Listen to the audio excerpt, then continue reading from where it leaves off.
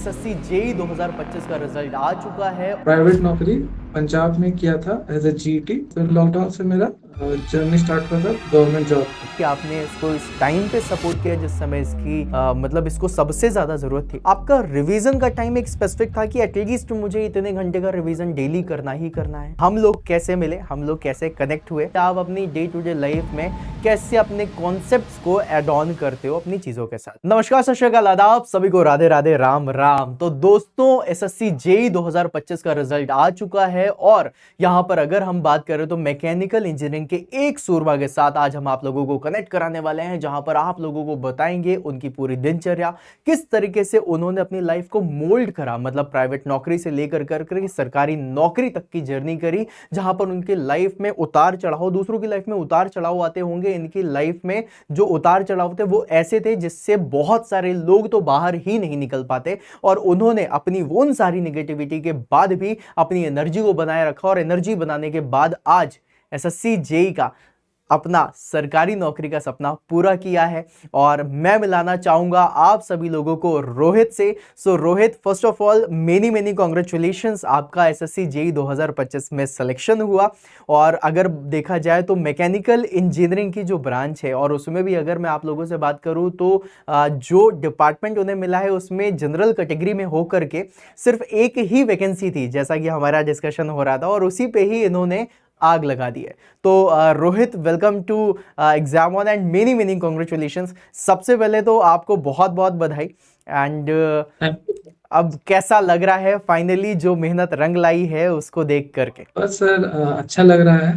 तपस्या किए थे, जी, तपस्या करने के बिल्कुल बिल्कुल, कुछ ये हासिल। तपस्या का ही फल है। और सबसे पहले तो मैं चाहूँगा रोहित, आप अपने बारे में सभी को बताएं। मुझे तो पता ही है कि रोहित भिलाई से हैं और बाकी सारी चीज़ें, बट मैं चाहूँगा कि जितने भी हमारे स्टूडेंट्स हैं, जितने भी हमारे एस्पिरेंट्स हैं, वो आपकी जर्नी से, जो आपकी प्रिपरेशन जर्नी रही है, उनसे इंस्पायर हों। किस तरीके से आपने मेहनत करी, क्या क्या चीज़ें करी, उसके बारे में एक छोटी सी जो आपकी इंट्रोडक्शन है वो ज़रूर दीजिए। अपना नाम और जहाँ से आप हो, कैसे कब कॉलेज पास आउट किया, वो सारी चीजें जरूर बताइएगा। सर, मेरा नाम रोहित है, रोहित जी। कुमार है। मैं भिलाई छत्तीसगढ़ से हाँ जी। बैचलर ऑफ बीई किया था हम्म 2018 में। हम्म। 2018। फिर उसके बाद मैंने प्राइवेट नौकरी पंजाब में किया था एज ए जीटी। हम्म फिर लाइफ का थोड़ा यू टर्न आया, फिर हमको जॉब से छोड़ना पड़ा। फिर उसके बाद फिर मैंने घर आया था, घर में थोड़ा पिताजी और माँ का देख रेख करना था। हम्म तो फिर माँ रिकवर की, फिर हम चले गए थे फिर जॉब ढूंढने गुड़गांव। हम्म। गुड़गांव से फिर वहाँ जॉब किया, फिर लॉकडाउन लग गया। फिर लॉकडाउन से मेरा वहीं से मेरा जर्नी स्टार्ट हुआ था गवर्नमेंट जॉब का। अच्छा। क्योंकि हाँ। देख लिए थे अनस्टेबल बहुत है प्राइवेट नौकरी में। हम्म तो गवर्नमेंट रूबरू होते मतलब लुक करते हैं। हम्म। तो फिर मैं 2020 से फिर स्टार्ट किया। फिर 2020 में गेट क्वालिफाई किया, हम्म 2021 का। हम्म उसके बाद गेट क्वालिफाई करने के बाद पिताजी का देहांत हुआ, तो इसके बाद हम उसके बाद मैं मतलब घर ही में रहना सोचा, क्योंकि माँ का भी देख रेख करना है, कोई हम्म नहीं है घर में। फिर प्राइवेट जॉब के रांची में कर रहा था। हम्म। फिर रांची में धीरे धीरे फिर भाई, हाँ, फिर जैसे जैसे 2025 का समय आया, फिर भाई आपका देख रहा था वीडियो।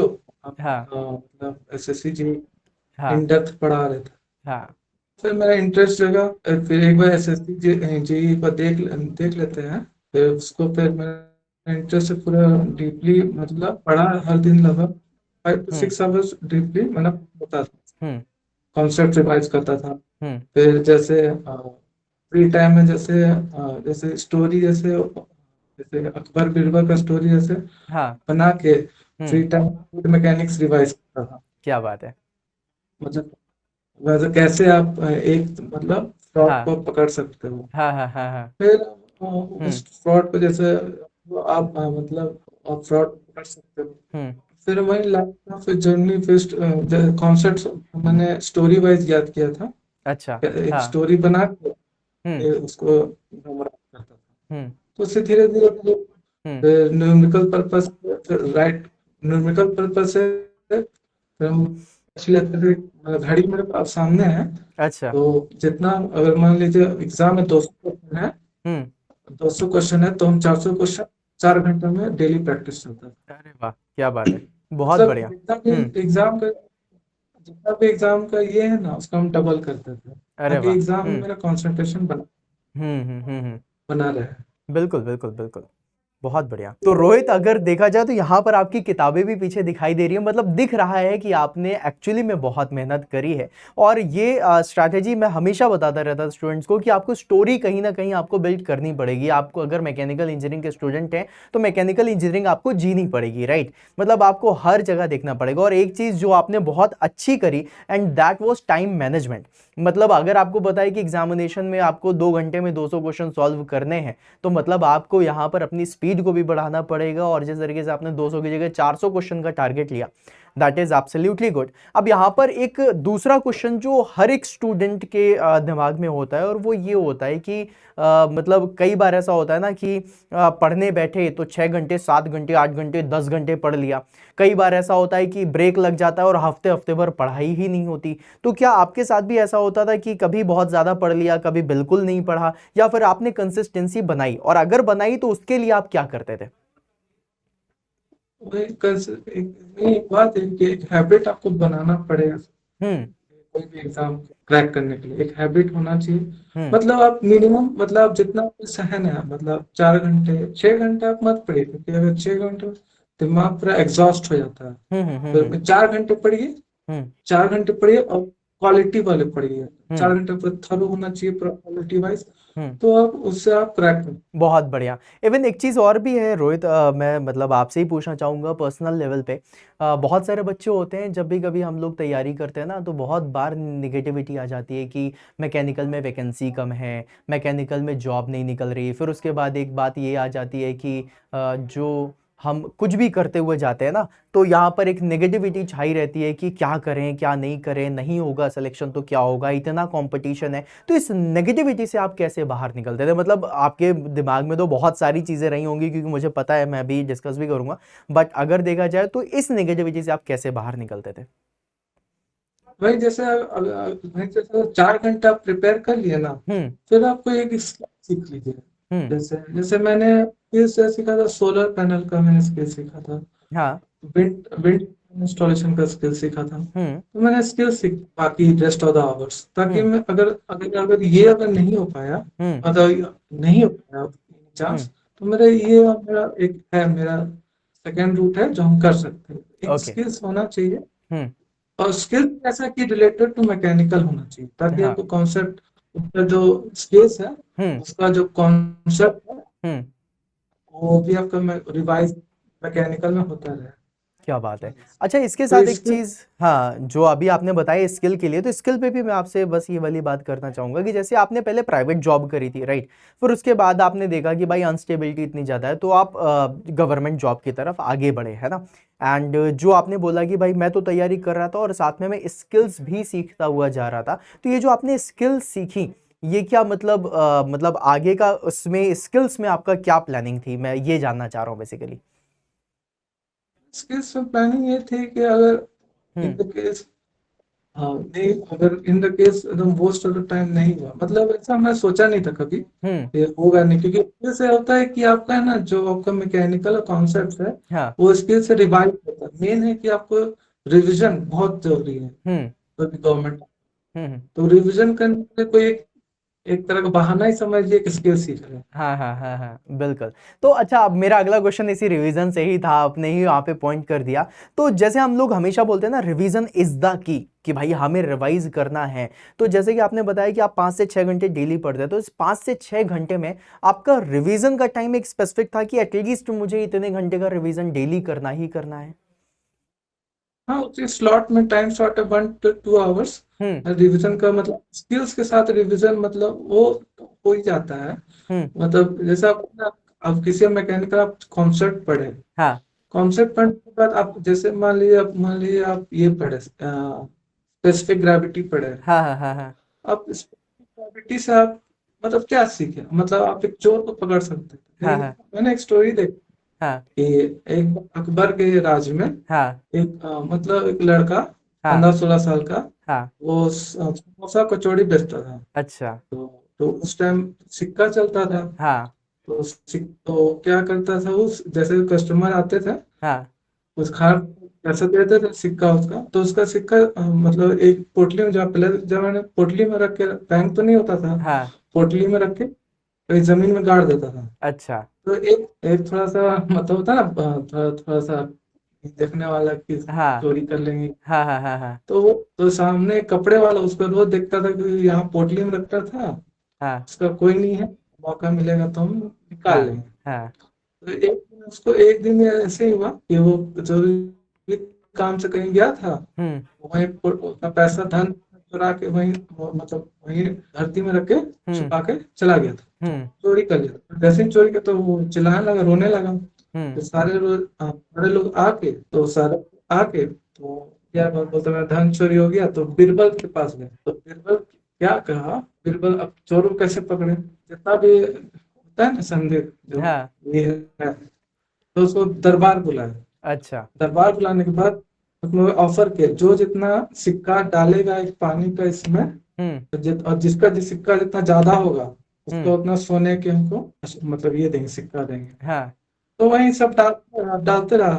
तो वो चोर भी था, वो भी लालच में आके जो चोरी का था वो भी डाल दिया। हम्म। डालने से क्या, जो अब समोसे वाले में क्या लगता है, ऑयल लगता है। हाँ। अब ऑयल सिक्का में आ जाता, तो डालने से क्या हुआ, जो ऑयल सिक्का वाला ऑयल था, पानी हम्म। में आके अपना ऑयल का वो सरफेस देने लगा। अच्छा। तो इससे आप सरफेस, अब चोर पकड़ा गया, तो हाँ यही चोरी किया है। हाँ तो यही आप एक फ्लूइड मैकेनिक से यूज करके चोर को हाँ। पकड़ सकते हैं, ऐसे ही कॉन्सेप्ट। ओके, तो मतलब आपने यहाँ ऐसा पे फ्लूइड कॉन्सेप्ट। मैकेनिक्स का भी कॉन्सेप्ट लगा दिया, जहाँ पर आपने सारी चीज़ें देख ली और वो कहानी से भी रिलेट करा। That's really nice. इसी को ही कहते हैं कि आप अपनी डे टू डे लाइफ में कैसे अपने कॉन्सेप्ट्स को एड ऑन करते हो अपनी चीज़ों के साथ। ठीक है। अगला क्वेश्चन गाइज मैं पूछना चाहूँगा, आप ही लोगों का ही क्वेश्चन वो होता है, और वो होता है टाइम टेबल को लेकर के, क्योंकि बहुत सारे लोग होते हैं जो परेशान होते हैं कि मैं अपना टाइम टेबल कैसे बनाऊं। और साथ में एक चीज़ और आती है, वो होती है वर्किंग प्रोफेशनल की, कि वर्किंग प्रोफेशनल भी हैं जो जॉब कर रहे हैं, उसके बाद उनको समय नहीं मिल रहा तैयारी करने का या कुछ भी है। तो आप सभी लोगों को बता दूं गाइस कि रोहित, सॉरी लेकिन मैं बता दे रहा हूँ दैट रोहित अभी अपने मतलब Rohit is the single one जो खुद ही अर्न करने वाले हैं अपने फैमिली में, राइट। एंड वो जॉब भी करते थे, राइट। और साथ में, और वो जॉब भी ऐसा नहीं कि बहुत बड़ी कोई जॉब कर रहे हैं, वो सिर्फ वो वाली जॉब करते थे जिनसे उनका जो दिनचर्या है वो चल सके, जिससे उनका खाना खर्चा चल सके, और साथ में वो अपनी तैयारी करते थे। तो रोहित, मैं यहाँ पर आपसे सिर्फ एक चीज़ पूछना चाहूँगा कि भाई जो आप काम करते थे, काम में भी कई बार होता है ना कि मूड खराब है, कुछ भी है ना, तो वो जो आपका टाइम टेबल होता था वो कैसा होता था बेटा? टाइम टेबल, जैसे जैसे वही है कि जैसे सुबह आप मॉर्निंग में आप उठे, तो एक क्षण आप मेडिटेशन आप जरूर करिए। हम्म एक बार मेडिटेशन करिए, आधा एक घंटा का मेडिटेशन करना बहुत जरूरी है हर दिन। मेडिटेशन के बाद फिर आप थोड़ा सा मतलब फिर आप पढ़ना चालू करिए। हम्म मेडिटेशन होने के बाद पढ़ेंगे, जैसे पढ़ते आएंगे, फिर पढ़ने के बाद 2 घंटा तो आपको कॉन्सेप्ट रिवाइज करना, जैसे करंट अफेयर्स पढ़ना है, हम्म तो करंट अफेयर्स के लिए आपको फिर पढ़ना, फिर नहीं करंट अफेयर्स को रिलेट भी करना हिस्ट्री से भी। हम्म। ठीक, हिस्ट्री भी, अगर हिस्ट्री भी हुआ ऐसा, तो करंट भी सेम ही चलते रहता है वैसे ही। ओके। हिस्ट्री भी आपको रिवाइज हो जाएगा, करंट अफेयर्स भी आपका रिवाइज हम्म रहेगा। और बाकी जितना भी बाकी जितना नॉन टेक्निकल है, फिर हम्म। जैसे जैसे टाइम 2 घंटा तो आपको ये इसमें देना ही करंट अफेयर्स में, और बाकी का 2-3 घंटा टेक्निकल में, ज्यादा नहीं, तो 5-6 घंटा में कैसा करते थे कि उसे मतलब सुबह का और शाम का टाइम निकालते थे, कैसा करते थे, आपका क्या रूटीन होता था? 12 बजे तक का हम स्टडी आवर बनाते थे, 12 बजे। फिर हम्म 12 बजे के बाद वर्क करते 7 बजे तक, हम्म 7 o'clock तक। 7 o'clock के बाद फिर 8 बजे से फिर जितना भी सुबह जितना भी किए हैं उसका रिविजन। ओके। बहुत बढ़िया, बहुत बढ़िया, बहुत बढ़िया रोहित। अच्छा, यहाँ पर आप सभी लोगों को मैं रोहित से ही बताना चाहूँगा कि उनका जो अभी एसएससी जेई में सिलेक्शन हुआ है उसमें उन्हें कौन सा डिपार्टमेंट मिला, और उसमें कितनी वैकेंसी थी, और वो किस कैटेगरी से हैं, और किस तरीके से उन्हें सिलेक्शन लिया। इसके बारे में अभी रोहित ज़रूर बताना कि आपको कौन सा डिपार्टमेंट मिला, और आपको जिस डिपार्टमेंट के लिए आपने किया था उसमें कितनी वैकेंसी थी जनरल को लेकर के। सब डिपार्टमेंट मैंने पहले चॉइस फिलिंग हुआ था। हाँ तो डिपार्टमेंट मैं रांची का हूँ, तो मैं हाँ देखा था कि फर्क सामने पड़ता है, हाँ फर्क का बेरा। हाँ। तो मैंने फिर स्टार्टिंग में डिपार्टमेंट चॉइस मुझसे किया था। अच्छा। चॉइस फिलिंग फरक्का बराज मैंने नहीं देखा था कि वैकेंसी कितना, मैंने बस भर दिया था फरक्का बराज। हाँ तो उसके बाद जैसे करते करते वो बाकी भर दिया था। हाँ तो मुझे फिर जैसे जैसे आया हाँ। रिजल्ट आया, पहले ही फरक्का बराज का जो पहले ही ऑप्शन था वही मिला हमको। क्या बात है। मुझे मिला। हाँ फिर जैसे फिर बाद में जब उसका हम ये देखे ना कि उसका राइट अप आता है हाँ। एसएससी का, राइट अप में देखिए कि फरक्का बराज का यूआर कैटेगरी में हाँ। मेरे ही सिलेक्शन हुआ है।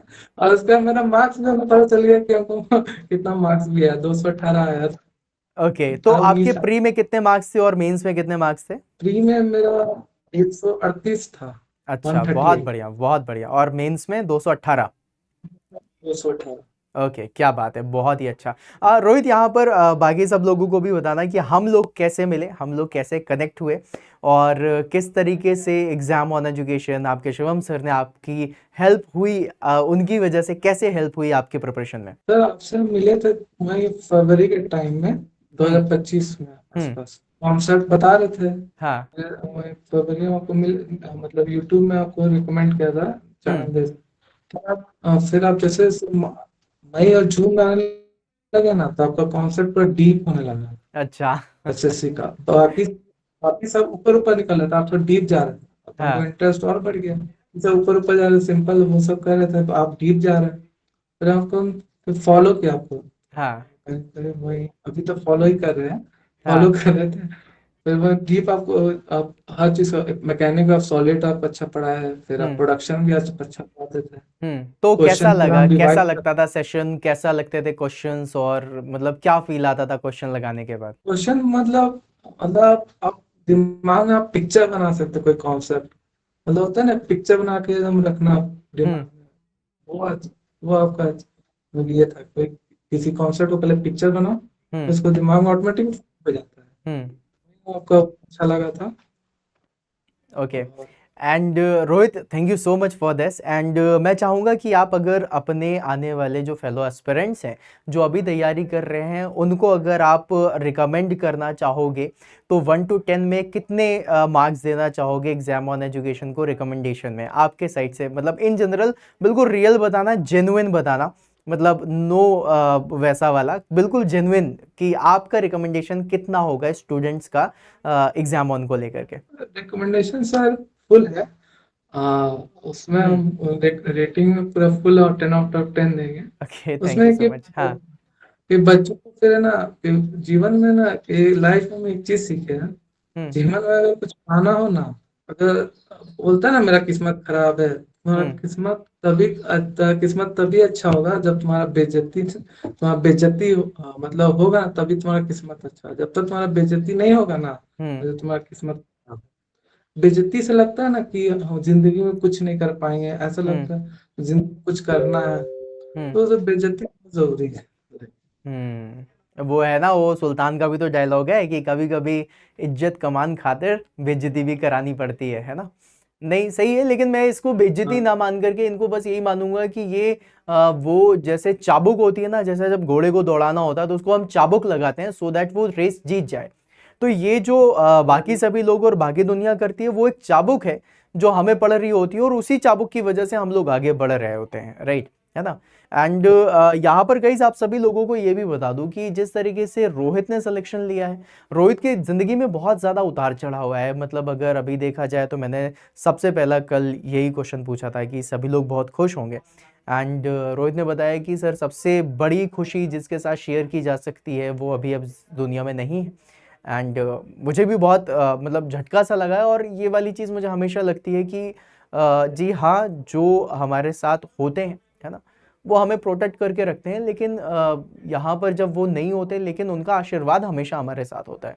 तो कोई भी अगर कभी आपको लगे ना कि कोई इंसल्ट करके जा रहा है, कुछ भी करके जा रहा है, एक आशीर्वाद आपके साथ हमेशा कनेक्ट होता है जो आपको हर चीज़ से बचाता है। और शायद रोहित के लिए ये वाली चीज़ बहुत बड़ी थी, बहुत बड़ा एक जो झटका लगता है, दैट पेरेंट्स का उस समय साथ ना होना जिस समय एक बच्चे को हमेशा ज़रूरत होती है।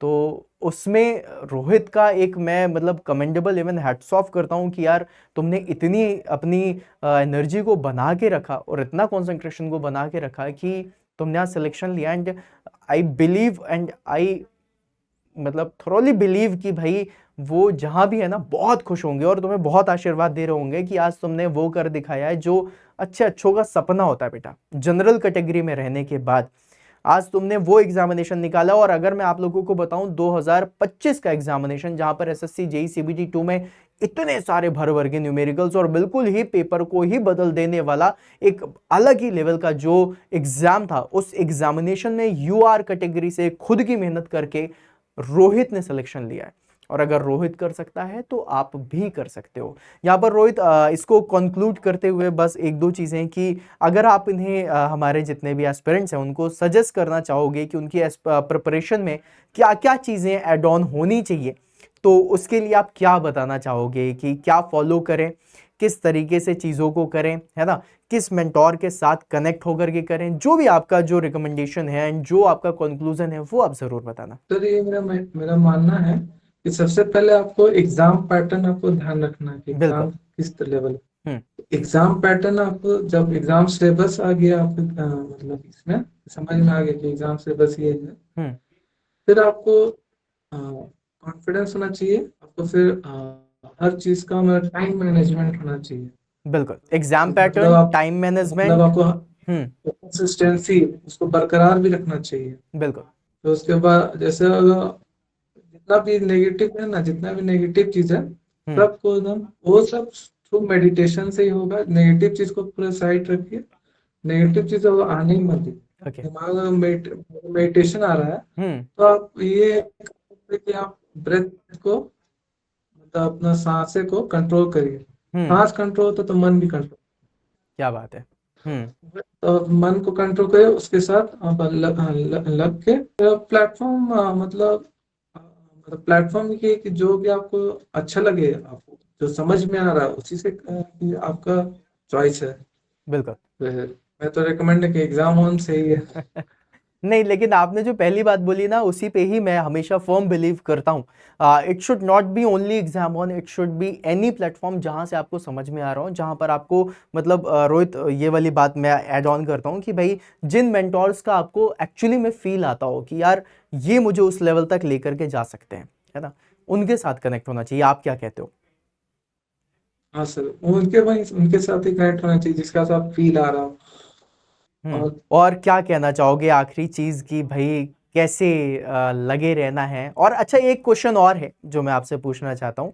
आपके हिसाब से जैसे एसएससी जेईई जैसे एग्जामिनेशन को निकालने के लिए एक स्टूडेंट को जो बिल्कुल जीरो से स्टार्ट करना चाहता है, उस स्टूडेंट को एसएससी जेईई जैसे एग्जामिनेशन निकालने के लिए दिन के कितने घंटे पढ़ने चाहिए, एज पर नॉर्मल स्टूडेंट बात कर रहा हूँ, ठीक है, और कितने दिनों तक में वो तैयारी करके सिलेक्शन ले सकता है as per you? As per जैसे exam depend on exam pattern. अगर आपका एसएससी है हम्म। तो आप जैसे मान लीजिए 2 घंटे का एग्जाम है तो हम्म। आपको मिनिमम 4 आवर्स पढ़ना पड़ेगा, ओके। तो उसका और ट्वाइस कर। हाँ, और अगर 4 घंटे वो डेली पढ़ाई कर रहा है तो कितने दिनों तक में उसके सिलेक्शन होने की गारंटी हो सकती है, अगर वो सही डायरेक्शन से सही तरीके से 4 घंटे निकाल के पढ़ रहा है तो? 4 घंटे उसके बाद में 10 मंथ्स के अंदर हो जाना चाहिए, 10 11 मंथ्स। क्या बात है, बहुत बढ़िया, बिल्कुल जेन्युइन आंसर था। मैं बिल्कुल बोलूंगा क्योंकि मैं भी यही मानता हूं कि अगर आप 6 घंटे डेली दे रहे हो तो विद इन 6 मंथ्स आप तैयारी कर सकते हो, और अगर आपने 2 घंटे कम कर दिए, 4 घंटे किए, तो आपको कम से कम 8 से 10 महीने तो लगेंगे ही लगेंगे। And that was the thing and many many congratulation Rohit. And ये एग्जाम ऑन की टी शर्ट आपका इंतजार कर रही है, तो अब जब भी आपका गुड़गांव आना हो तो बताइए, हम आपको मिल करके face to face hand over करेंगे, या फिर आप हमें अपना एड्रेस ज़रूर भेजना, मैं आपको आपकी एग्जाम ऑन की टी शर्ट ज़रूर भेजूंगा, राइट? Okay sir. ज़रूर। और बहुत अच्छा लगा आपसे बात करके, अगेन मेनी मेनी कॉन्ग्रेचुलेशन। और सबसे लास्ट में सिर्फ एक चीज़ बोलना चाहूँगा कि इस प्रिपरेशन जर्नी में हम लड़के ऐसे हैं जो हमेशा किसी को थैंक यू नहीं बोल पाते, तो इस प्रिपरेशन जर्नी में जिन्होंने आपका साथ दिया एंड कोई बहुत स्पेशल जिनको आप थैंक यू बोलना चाहते हो इस सेशन के ज़रिए, तो आप ज़रूर बोलिएगा। मैं बस अपना थैंक यू अपने दीदी और जीजा जी को बोलना चाहता हूँ कि ओके, बहुत हेल्प की। नाम भी ज़रूर लो उनका। एंड मैं भी दीदी और जीजा जी को थैंक यू बोलता हूँ कि आपने इसको इस टाइम पे सपोर्ट किया जिस समय इसकी मतलब इसको सबसे ज़्यादा ज़रूरत थी।